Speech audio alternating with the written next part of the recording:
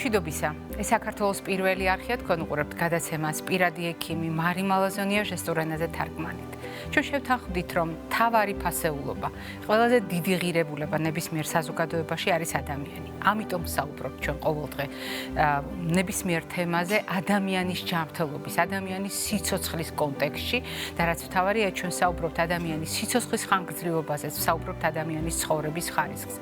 ძალიან ხშირად, როდესაც ესა თუ ის პრობლემაა, ჩვენი საუბრის თემა, ჩვენ გვახსენდება საზოგადოების დამოკიდებულება. ყველაფერი სტრესია. ყველაფერი შეიძლება შეცვალოს სტრესმა. მაგრამ როდესაც საქმე ეხება ონკოლოგიურ დიაგნოზს, აქ საკითხი წინააღმდეგობრივია და მრავალწახნაგიანია. სწორედ ამ წახნაგების ნაწილობრივ წარმოჩენას ემსახურება დღევანდელი ჩვენი შეხვედრა და ჩვენი დღევანდელი გადაცემის სტუმარი არის ჩვენი გადაცემის დიდი ხნის მეგობარი, რომელიც გახლავთ ონკოლოგი ქალბატონი ნია შარიქაძე. ნია, დილამშვიდობისა, მოგბრძანდით. დილამშვიდობისა. ძნელად წარმოსადგენია ისეთი თემა, რომელიც ყველა ადამიანში აშკარა ან ფარულ შფოთვას იწვევს. ისეთი დიაგნოზი, როგორიც ვთქვათ, ონკოლოგიური დაავადება. მე ვფიქრობ, ამას ძნელად შეედრება რომელიმე სხვა საკითხი, იმიტომ რომ გვინდა თუ არ გვინდა საზოგადოებაში 10 წლეულების მანძილზე დამკვიდრებული სტერეოტიპია. მაგრამ მეორე მხარეა, როდესაც თქვენთან ერთად ჩვენ ამ თემაზე ვსაუბრობთ, ჩვენ ვცდილობთ ონკოლოგიური დიაგნოზი ქრონიკული დაავადებების ჭრილში განვიხილოთ დრამატიზმის გარეშე და ვისაუბროთ ძალიან ადამიანურ მხარეებზე ამ დაავადებისა, რომელიც ყოველდღიურ ცხოვრებას გულისხმობს. და ძალიან გვეხმარებით ამაში თქვენ, რაც ძალიან მნიშვნელოვანია მაშინ, როდესაც ცხოვრების წესის ერთ კონკრეტულ ფაქტორს განვიხილავთ.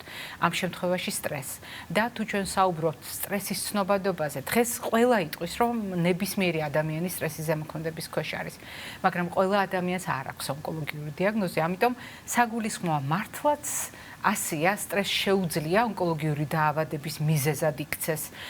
ან მერე თავისთავად ვისაუბროთ უკვე იმ წახნაგებზე, რომელიც ონკოლოგიური დაავადების მიმდინარეობის დროს სტრესულ სიტუაციებს გვექმნის. პირველ რიგში მივესალმები მაყურებელს. დიდი მადლობა მოწვევისთვის. ჩემთვის ყოველთვის დიდი პატივია თქვენ ეთერში ყოფნა და ყოველთვის აქტუალურ და ძალიან სენსიტიურ საკითხებს წამოჭრით ხოლმე. ძალიან დიდი მადლობა ამ აქტუალური თემის წამოჭრისთვის, იმიტომ რომ ამაზე არა მარტო საზოგადოება ლაპარაკობს, რომ სტრესი გარკვეულად იწვევს არა მარტო ონკოლოგიას, ძალიან ბევრ დაავადებას, მათ შორის ონკოლოგიასაც და უკვე არის მთელი რიგი მიმართულებები სტრესი, როგორც გამშვები მექანიზმი ონკოლოგიური დაავადებების შემთხვევაში. მე ვერ გეტყვით, რომ სტრესი ცალსახად პირდაპირ კორელაციაშია ონკოლოგიასთან, მაგრამ აბსოლუტურად სწორად აღნიშნეთ, იმიტომ რომ სტრესში ყველა ვართ, ზოგი მწვავეში, ზოგი ქრონიკულში, მაგრამ საბედნიეროდ ყველას ონკოლოგიური დაავადება არ ემართება. აი ამ ჭრილში თუ შევხედავთ, უკვე როგორც უკვე გითხარით, ონკოლოგები სწავლობენ ამ მიმართულებას და ამბობენ, რომ საბედნიეროდ მწვავე ხანმოკლე სტრესი, რაც არ უნდა უფრო მძაფრი და ძლიერი იყოს, ვიდრე ქრონიკული, ჩუმად მიმდინარე სტრესული მდგომარეობა, არ იწვევს ონკოლოგიურ დაავადებას. იმიტომ რომ ეს არის ხანმოკლე დისბალანსი ნერვულ სისტემაში და მისი გავლენა იმუნურ სისტემაზე არ არის ხანგრძლივი. იმუნური სისტემა ვიცით, რომ არის პასუხისმგებელი არა მარტო ონკოლოგიური დაავადებების წარმოშობის, არამედ მთელი რიგი სისტემური დაავადებების წარმოშობის და მას ჭირდება ხანგრძლივი, თუნდაც წვეთ-წვეთობით მოქმედება. ამიტომაც ქრონიკული საშუალო სიძლიერის სტრესი, რომელიც მუდმივად თან ახლავს ადამიანის ცხოვრებას, უფრო საშიშია, ვიდრე მწვავე სტრესული მდგომარეობა. რა ვქნათ? რასაკვირველია, მე შორს ავარ იმ აზრისგან, რომ ვთქვა, რომ უსტრესო ცხოვრება არ გამოვა. ეს არის 21 საუკუნე, ეს არის ცივილიზაცია, რომელიც სტრესის გარეშე უბრალოდ წარმოუდგენელია. თავიდანვე ინფორმაციული ნაკადი, რომელშიც ინფორმაციული სტრესი, რასაკვირველია. ამიტომ რა უნდა ვქნათ? იმისთვის, რომ ეს ავიცილოთ თავიდან. რასაკვირველია, პირველ რიგში უნდა ვებრძოლოთ მიზეზს, მაგრამ სამწუხაროდ ჩვენ ყველა ადამიანები ვართ და მიზეზის აღმოფხვრა არ გამოგდის. ჩვენ ძალებს აღემატება ხოლმე. რასაკვირველია, არ გამოგდის არა მარტო ყოველდღიურ ცხოვრებაში, საერთოდაც შეიძლება ვერ აღმოფხვრათ, თუნდაც ინფორმაციული სტრესი. ამიტომ ადამიანური ურთიერთობები რომელიც ძალიან მიყვარს ოდითგანვე ამაზე ლაპარაკი, იმიტომ რომ ჩვენ ჯერჯერობით ქართველებს ჯერ კიდევ შემოგრჩა ერთმანეთის მხარში დგომა. ოჯახის შიგნით და ოჯახის გარეთ. ოჯახის შიგნით, ოჯახის გარეთ, სამეგობრო წრეში, თუმცა სამწუხაროდ რაც დრო მოდის, უფრო იშვიათი ხდება, იმიტომ რომ ერთმანეთს უფრთხილდებით და ამისი უბრალოდ დრო არ აქვს, რომ შენ მეგობარს, ოჯახის წევრს გაუზიარო, ხანდახან პირიქით მას უფრთხილდები, რომ ის არ დასტრესო ზედმეტად, მაგრამ პირველ რიგში ეს საჭიროა აი ამ გახსნილობით, ერთმანეთთან ლაპარაკით, თუნდაც ფსიქოლოგის ჩართულობა, თუნდაც რელიგიის ჩართულობა, იმისთვის რომ ჩვენ გავიხსნათ და რაღაცნაირად გამოვუშვათ ეს სტრესული ზეგავლენა ჩვენ ორგანიზმს. რასაკვირველია, აქტიური ფიზიკური ვარჯიში, აქტიური ჯანმრთელი ცხოვრება, ხშირად მაშაყირებენ ხოლმე ჩემი მეგობრები, რომ ტელეეთერით კარგად ლაპარაკობ, როგორ მოვიხსნათ სტრესი, მაგრამ ამისი ყოველდღიურ ცხოვრებაში გატარება ძნელია, ამიტომ მაინც ვეცადოთ ქრონიკული სტრესი მოვიხსნათ ურთიერთობებით, ფსიქოლოგის ჩართულობით, ფიზიკური აქტივობით, ჯანმრთელი ცხოვრების წესით. თქვენ ახლა ის წახნაგი დაგვანახეთ, რომელიც გვეუბნება, რომ დიახ, სტრესს შეუძლია გამშვები მექანიზმის როლი შეასრულოს, სტრესს შეუძლია ნოყიერი ნიადაგი შექმნას იმისათვის, რომ ონკოლოგიური პროცესი გაიშალოს. მაგრამ ჩვენ საუბრობთ მეორე მხრივ მდგომარეობაზე, რომელიც უკვე დიაგნოზია, უკვე დადგენილი ფაქტია და რომელიც ცვლის არა მხოლოდ იმ ადამიანის ცხოვრებას, ვისაც ეს დიაგნოზი დაუსვეს, არამედ მთლიანად ოჯახის და იმ გარემოცვის, თუნდაც იმ კანონზომიერების გათვალისწინებით, რაც თქვენ რამდენიმე წუთის წინ ბრძანეთ. ერთი მხრივ თქვენ ხაზი გაუსვით, რამდენად საყურადღებოა ქრონიკული სტრესი, ანუ სტრესი, რომელიც დროშია გახანგრძლივებული. და მეორე მხრივ ჩვენ გვაქვს ონკოლოგიური დაავადებების მრავალფეროვნება, სადაც დიახ, ეს არის ქრონიკული დიაგნოზი და ადამიანს სჭირდება თანაცხოვრება ამ დიაგნოზთან. ვისთვის არის ეს სტრესი? გასაგებია, რომ თავად პაციენტისთვის და ოჯახისთვის, მაგრამ რამდენი წახნაგი აქვს ამ სტრესს? ეს არის უბრალოდ ღელვა, შფოთვა, აშლილობის დონეზე, როდესაც ადამიანები ამას აღიქვამენ ხოლმე როგორც ემოციურ კომპონენტს, თუ ეს არის სტრესი წმინდა სამედიცინო თვალსაზრისით, რა არის სტრესი? თვითონ დაავადება თუ ამ დაავადების მკურნალობა?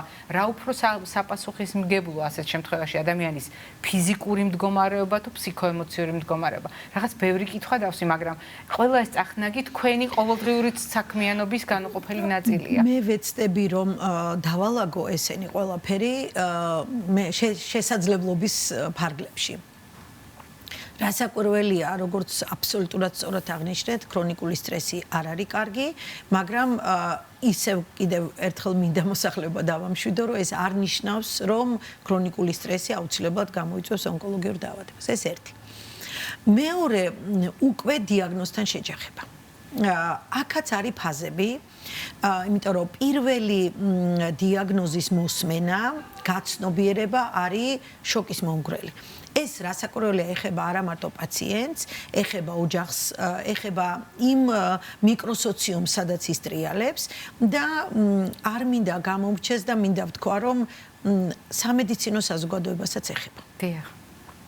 და ყოველთვის რაღაცნაირად გამომდის ადვოკატირება ექიმების და სამედიცინო პერსონალის, მაგრამ მინდა ვთქვა, რომ ეს არანაკლები სტრესია ექიმისთვის, არანაკლები სტრესია იმ საზოგადოების, სადაც ეს პაციენტი მკურნალობს. დაწყებული დაბალი მედპერსონალიდან, დამთავრებული მისი მკურნალი ექიმიდან.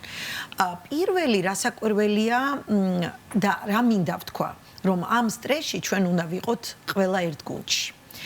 და ჩვენ პაციენტს უნდა აუხსნათ, რომ დღეს 21 საუკუნეში ონკოლოგიური დაავადება არის ქრონიკული დაავადება. იმიტომ რომ ყოველდღიურად ჩვენ ამაზე ხშირად გვისაუბრია მარი თქვენ ეთერიდან რომ ყოველდღე ხდება მკურნალობის ახალი მეთოდის დანერგვა. ამიტომ თუ ჩვენ ქრონიკულ სახეს მივცემთ ონკოლოგიურ დაავადებას, არ არის გამორიცხული რომ ხვალ ახალი მედიკამენტი დაგვეწიოს, ახალი მკურნალობის მეთოდი დაგვეწიოს და კიდევ უფრო ქრონიკული გახდეს ჩვენი და მართვადი გახდეს ჩვენი დაავადება. ამიტომ პირველ დიაგნოზთან შეჯახება ნიშნავს, რომ პაციენტმა გააცნობიეროს ამ დიაგნოზთან ბრძოლის გზები და პირველ რიგში გააცნობიეროს, რომ მორალური განწყობა, მორალური სტაბილურობა არის მკურნალობის ერთ-ერთი ყველაზე მნიშვნელოვანი გზა. იმიტომ რომ როდესაც პაციენტი ებრძვის ამ დაავადებას, გააწონასწორებული, აცნობიერებს მკურნალობის გზებს, გვერდით მოვლენებს, რომ ეს ყველაფერი გარდამავალია. ჩაივლის მკურნალობა, ეს გვერდითი მოვლენები ჩაივლის. ბევრად უფრო ადვილია. ბევრად უფრო ადვილია არა მარტო პაციენტისთვის და მისი ოჯახის წევრებისთვის, ექიმისთვისაც. იმიტომ რომ შენ ხარ პაციენტთან ერთად ერთ ნავში და ებრძვი ტალღებს და ეს ტალღები გადაივლის, დაწყნარდება და გამოჩნდება მზე. ამიტომ ამისი გაცნობიერება დიაგნოზის პირველი წუთიდან ძალიან მნიშვნელოვანი. თუმცა ჩვენი რეალობიდან გამომდინარე, აქ დგება არა მარტო დიაგნოზის შეცნობა და მასთან ბრძოლა, არამედ სხვა სოციალური პრობლემებიც, რომელიც არანაკლებ არის შფოთვის მიზეზი და ზოგჯერ აი ეს ქრონიკული სტრესი დიაგნოზამდე სწორედ ამითია გამოწვეული. ამიტომ ძალიან მნიშვნელოვანია პაციენტს მოусმინო, გაიგო მისი სურვილები და მასთან ერთად ებრძოლო ამ დაავადებას ერთ გუნდში. როდესაც თქვენ საუბრობდით ზოგადად სტრესზე და მის რისკებზე, ხაზი გაუსვით, რამდენად მნიშვნელოვანია სოციალური კომუნიკაცია და ადამიანების მხარდაჭერა. მაშინ, როდესაც ონკოლოგიური დიაგნოზი უკვე დადგენილია, როდესაც ონკოლოგიური დიაგნოზი თავად ქმნის ორგანიზმისათვის ფიზიკურ სტრესსაც და ქმნის მორალურად, ფსიქოემოციურად ძალიან მძიმე ტვირთს. არის თუ არა აქ გრადაცია, ვის აქვს გადამწყვეტი როლი ამ სტრესის შემსუბუქებაში? პაციენტს ვინ უმსუბუქებს ყველაზე მეტად? ექიმი, ოჯახი თუ საზოგადოება, რომელიც ნაკლებად სტიგმატიზაციას ახერხებს ამ პრობლემის? ძალიან დიდი მადლობა, იმიტომ რომ ეს სტიგმა ჯერჯერობით გადაულახავ პრობლემად რჩება. და მინდა გითხრათ, რომ საზოგადოებას მოუწოდებ არაკომპეტენტური რჩევებისგან თავი შევიკავოთ. იმიტომ რომ ხშირად პაციენტი ხდება ამ სტიგმის მსხვერპლი და საზოგადოება უფრო მეტ გავლენას ახდენს მის ფსიქოემოციურ მდგომარეობაზე ვიდრე ექიმი. რასაკვირველია, პირველი სტრესი მაინც ოჯახის წევრებთან მოდის. ძალიან ხშირად, რაც საქართველოში რატომღაც პირიქით არის, საზღვარგარეთ ევროპაში ჯერ პაციენტი იგებს დიაგნოზს. მერე ოჯახი. ჩვენთან პირიქით არის ჯერ ოჯახი იგებს და მერე ის წვიტავს პაციენტი გააცნობიეროს თუ არა ეს არ არის სწორი. იმიტომ რომ პაციენტს იგივე იმ სტრესის დაძლევაში თუნდაც ძალიან უცნაურ რაღაცას ვეღო, იმ ქრონიკული სტრესის დაძლევაში ეს სტრესი მინუსი ერთად პლუსია. ხელს უწყობს იმ ქრონიკული სტრესის აღმოფხვრას, იმიტომ რომ ის ხვდება, რომ ის ქრონიკული სტრესი, რომელშიც იყო, არაფერია იმასთან შედარებით, რაც მას დღეს აქვს. ამიტომ ამ მიმართულებით ძალიან მნიშვნელოვანია ოჯახის და სოციალური გარემოს თანადგომა, რომ მას არ კონდეს პრობლემა სოციოეკონომიური თვალსაზრისითაც. თუნდაც მისი ყოველდღიური სოციალური აქტივობა.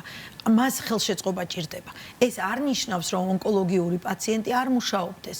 პირიქით, ჩვენ ექიმები ვცდილობთ და ვეუბნებით ყოველთვის, რომ ჩვენ ყველანაირად დაგეხმარებით, რომ მინიმიზაცია მოხდეს გვერდითი მოვლენების, რომ პაციენტმა შეძლოს ყოველდღიური სოციალური აქტივობის შენარჩუნება.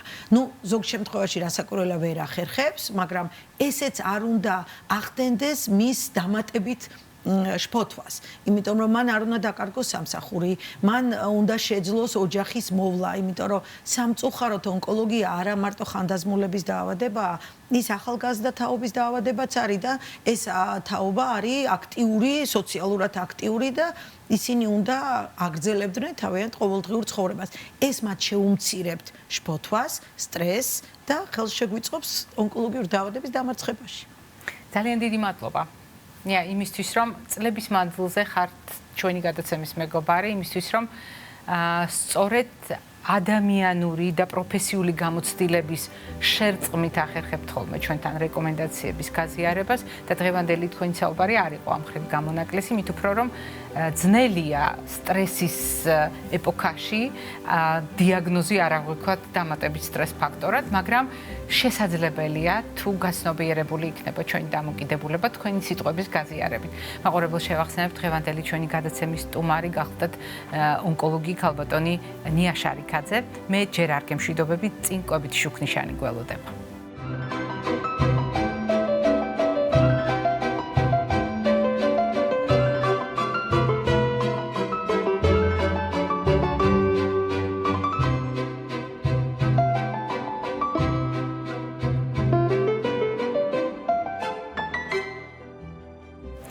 კვებითი შუქნიშანი ტრადიციულად სამფერია და მრავალფეროვანია ის რეკომენდაციები, რომელსაც გიზიარებთ ხოლმე. თუმცა დღევანდელი ჩვენი საუბარი იმ თავარ ფუნდამენტურ საფუძველზე დგას, რომელიც განსაზღვრავს მთლიანად ჩვენს ჯანმრთელობას. დიახ, ჩვენ ხშირად ვამბობთ, რომ ჩვენი ჯანმრთელობა არის თავისუფლება. მე ყველგან ამას ვწერ და ყოველთვის საუბრისას ამ ფრაზას ვიყენებ. ადამიანის თავისუფლების განუყოფელი ნაწილია ჯანმრთელობა, ისევე როგორც დაავადება და ავადობა არის შერყეული თავისუფლება. როდესაც ჩვენ საუბრობთ ჯანმრთელობაზე, შეგვიძლია მოვიხშველიოთ კიდევ ერთი სიტყვა, რომელსაც ქვია წონასწორობა. ჩვენი ორგანიზმი, მასში მიმდინარე პროცესები არის წონასწორობაში, ჩვენ ჯანმრთელები ვართ. როგორც კი წონასწორობა გამოდის მწყობრიდან, ჩვენ გვაქვს პრობლემები.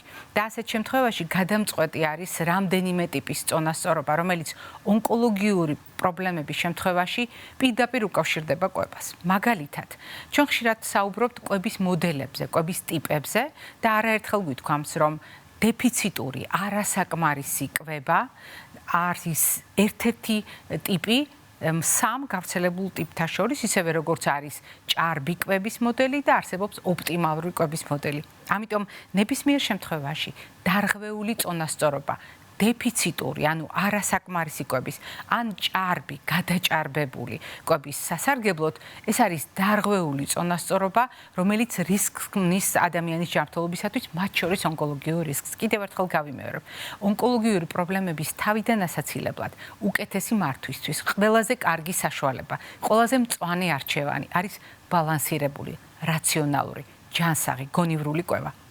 ნებისმიერი კიდურა გადახრა, იქნება ეს არასაკმარისი ნაკვებობა თუ ჭარბი ნაკვებობა, სწორედ ის დარღვეული წონასწორობაა, რომელიც ქმნის ნოყიერ ნიადაგს ონკოლოგიური პრობლემების განვითარებისთვის. მეორე ფაქტორი, რომელიც დღევანდელ რეკომენდაციებში მინდა გაგიზიაროთ, ეს არის წონასწორობა, რომელიც ირღვევა მჟავა-ტუტოვანი თვალსაზრისით. დიახ, ჩვენს ორგანიზმში სხვადასხვა ქიმიური ნაერთი წარმოიქმნება, ისევე როგორც გარედან ხვდება სხვადასხვა ქიმიური ნაერთი. ჩვენი ორგანიზმისათვის ოპტიმალური იქნებოდა ნეიტრალური გარემო. კიდევ უფრო მნიშვნელოვანია ზოგიერთი პროცესების წარმართვისთვის, მაგალითად, ორგანიზმის მჟავური ნაწილების განეიტრალება. მაგრამ თუ ჩვენ საუბრობთ დარღვეულ წონასწორობაზე, ონკოლოგიური დაავადებების მხრივ, განსაკუთრებით საყურადღებოა ორგანიზმის შემჟავება. ანუ მჟავა-ტუტოვანი წონასწორობა მჟავა მიმართულებით გადაიხრება, რაც ისევე ქმნის ნოყიერ ნიადაგს ონკოლოგიური დაავადებების განვითარებისთვის, როგორც კვების მოდელში დარღვეული წონასწორობა.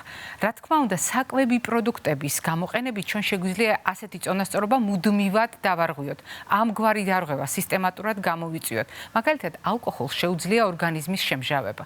მაგრამ არ უნდა დაგვავიწყდეს, რომ უალკოჰოლო პროდუქტებსაც ძალიან თავამად შეუძლიათ დაარღვიონ ასეთი წონასწორობა. მაგალითად, ყველა უკიდურესად დატვირთულ პროდუქტს თავისუფალი ნახშირწყლებით, მაგალითად, პროცესირებულ პროდუქტებს, არასწორად შერჩეული ცხიმებით დატვირთულ პროდუქტებს, რაფინირებულ პროდუქტებს და ასე შემდეგ, აი ამ პროდუქტების სისტემატურ გამოყენებას შეუძლია დაარღვიოს წონასწორობა ორგანიზმის შემჟავებით და ეს ქმნის ნოყიერ ნიადაგს სხვადასხვა ანთებისთვის, მათ შორის სისტემური ანთებისთვის, როდესაც ჩვენ გვაქვს საფუძველი ონკოლოგიური პროცესის განვითარებისთვის ან გაღრმავებისთვის უკვე არსებული დიაგნოზის შემთხვევაში. ეს გახლდათ მეორე წონასწორობა, რომლის დარღვევაც განაპირობებს და ქმნის ნოყიერ ნიადაგს ონკოლოგიისთვის. და არის კიდევ ერთი მნიშვნელოვანი წონასწორობა, რომელზედაც ჩვენ ხშირად საუბრობთ. უხილავია, მაგრამ იწვევს ხილულ ცვლილებებს. ეს არის